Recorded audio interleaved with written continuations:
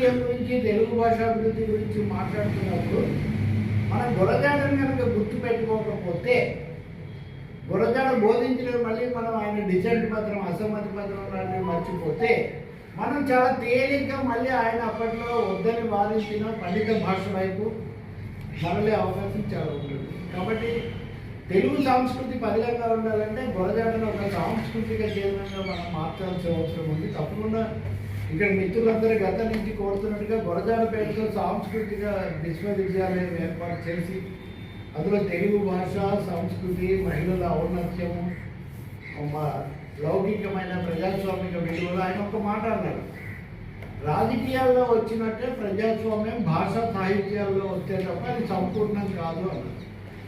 So ఇప్పుడు దేశంలో చూస్తున్న పునరుద్ధరణవాదం వీటన్నిటికీ విరుగుడు మళ్ళీ గురజాడే. ఇప్పుడు చాలా వాటికి విరుగుడు గురజాడ అవుతారు. పునరుద్ధరణ కాదు, పునర్వికాసం, రినైజాన్స్ అంటారు. Renaissance not revivalism.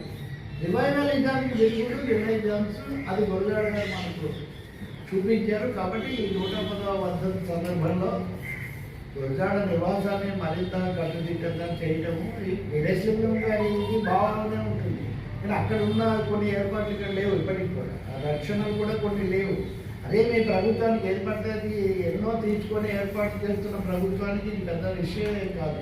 చేసిందని సంతోషం, కానీ చేయాల్సింది ఇంకా చాలా ఎక్కువగా ఉంది.